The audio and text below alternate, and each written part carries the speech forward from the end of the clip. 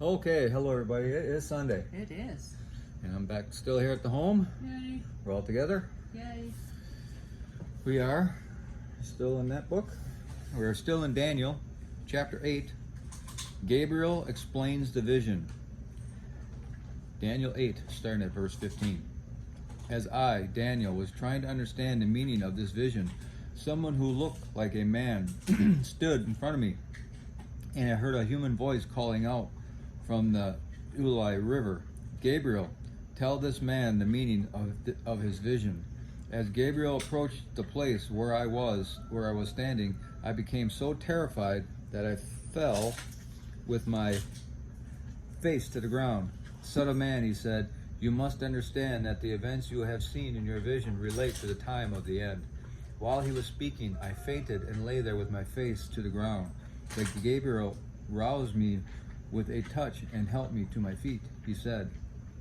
Then he said, I am here to tell you what will happen later in the time of wrath. What you have seen pertains to the very end of time. The two-horned ram represents the kings of Media and Persia. The shaggy male goat represents the king of Greece, and the large horn between his eyes represents the first king of the Greek Empire. The four prominent horns that replace the one large horn show that the Greek Empire will break into four kingdoms, but none as great as the first. At the end of their rule, when their sin is at its height, a fierce king, a master of intrigue, will rise to power. He will become very strong, but not by his own power. He will cause a shocking amount of destruction and succeed in everything he does. He will destroy powerful leaders and devastate the holy people. He will be a master of deception and will become arrogant. He will destroy many without warning. He will even take on the prince of princes in battle, but he will be broken, though not by human power.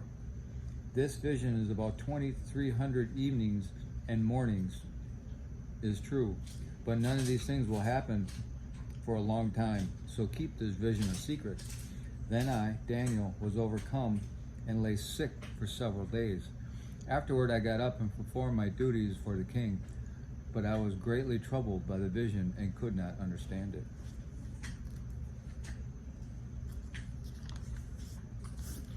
And now the commentary. Gabriel is an angel, the heavenly messenger God used to explain Daniel's visions. He also announced the births of John the Baptist and the Messiah.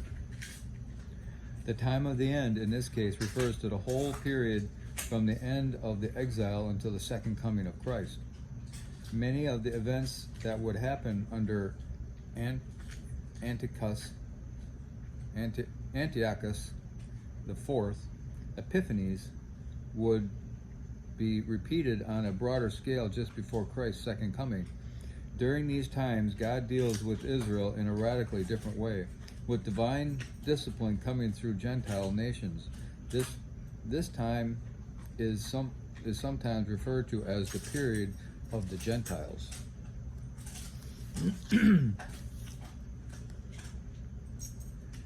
This fierce king describes both Antiochus IV Epiphanes and the Antichrist at the end of human history.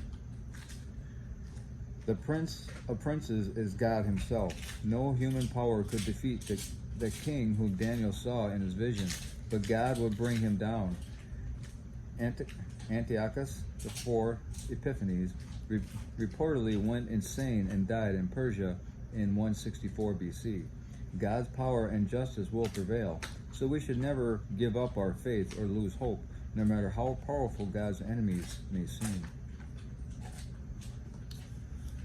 Yeah, that would be the trial of trials for all of us, to not, when they start threatening us with all different kinds of things, and we see all kinds of destruction, not to wonder if God is still there, but we have to take hope and take courage and have faith that yes, he will be here.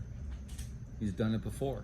It's already, obviously history has shown he has done it before, whether it was back then or in whatever future or present that he's going to come is going to happen. We have to know that God's already done it and he will do it again. Right. And all we have to do is basically trust that.